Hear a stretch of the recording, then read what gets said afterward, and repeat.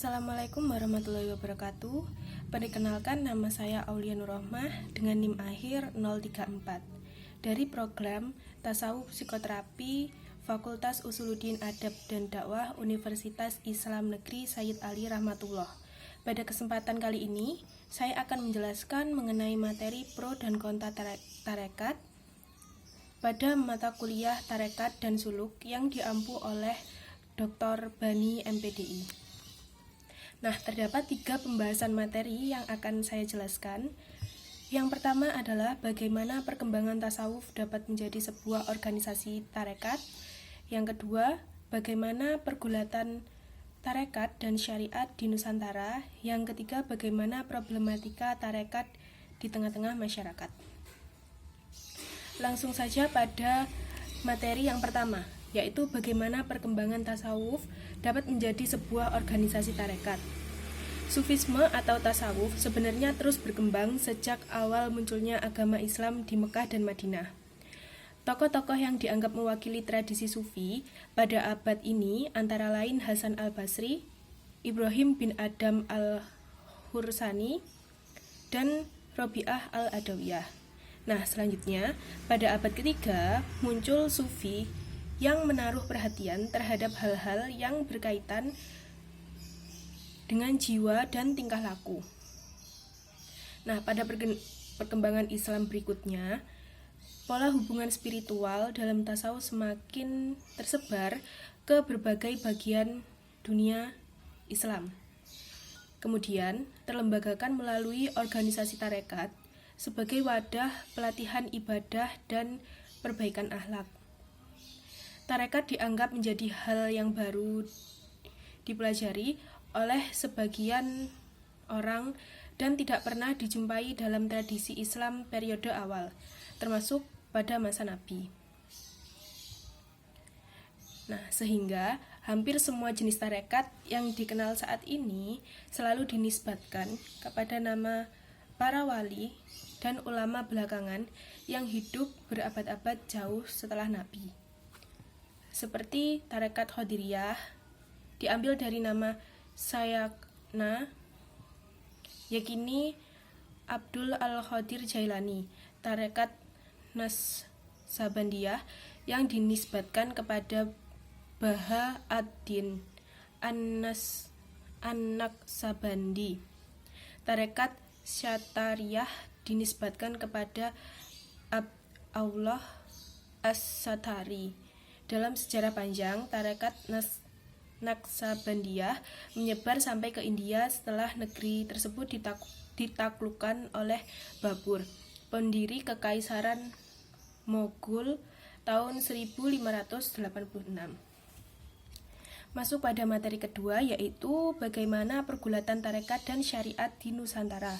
Nah, pertentangan teologi di Nusantara merupakan sebuah manifestasi dari teologi Timur Tengah sebelumnya.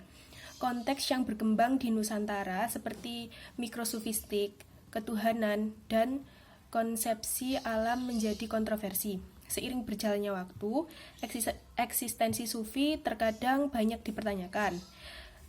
Nah, keberadaannya yang dikenal sebagai sosok manusia suci yang senantiasa dipuja dan diagung-agungkan, banyak kalangan tampak menuai berbagai gugatan.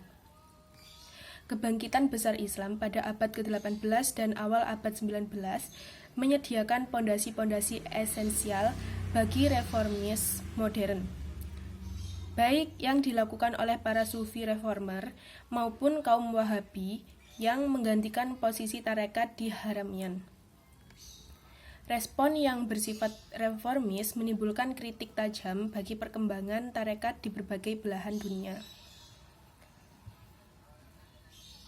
Pasca Perang Dunia II, mayoritas penduduk Muslim mengkhawatirkan bahaya kelompok sufi dalam berbagai aktivitas politik, sehingga kelompok anti-sufisme membenci segala bentuk kekuasaan politik praktis kaum sufi dan menimbulkan konflik ideologi.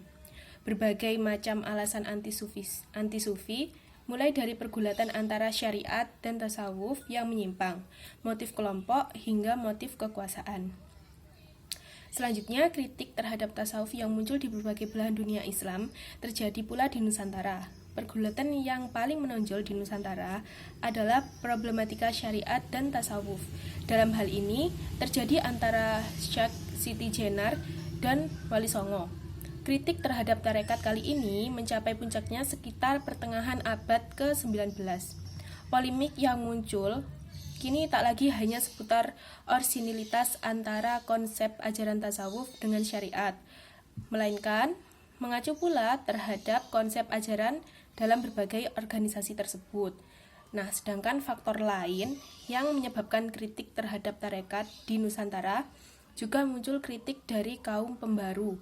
Contohnya adalah kritik terhadap tarekat Naqsabandiyah yang dilancarkan oleh Salim bin Sumayyi kepada Syekh Ismail al-Minangkabawi.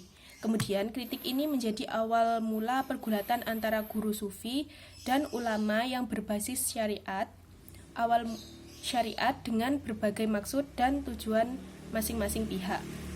Nah, materi yang ketiga yaitu bagaimana problematika tarekat di tengah-tengah masyarakat. Nah, tarekat ini sesungguhnya tidak hanya mempunyai fungsi keagamaan.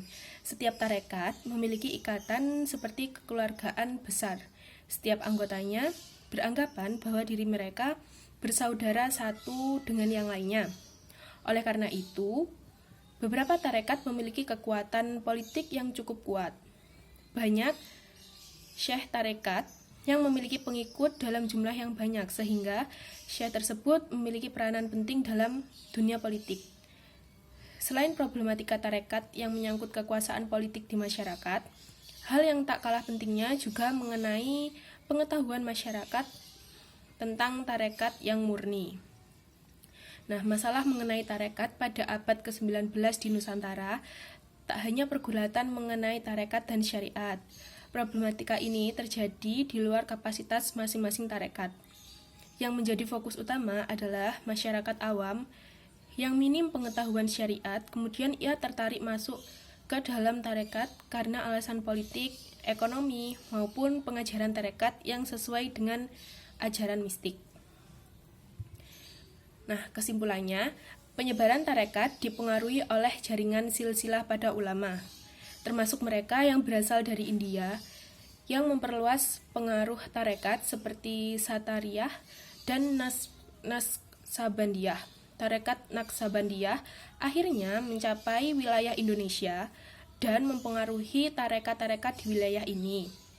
Haramain, pusat intelektual dunia muslim, memfasilitasi pertukaran pengetahuan di antara ulama, sufi, filsuf, dan yang lainnya. Itulah tadi materi dari saya. Kurang lebihnya saya mohon maaf. Wassalamualaikum warahmatullahi wabarakatuh.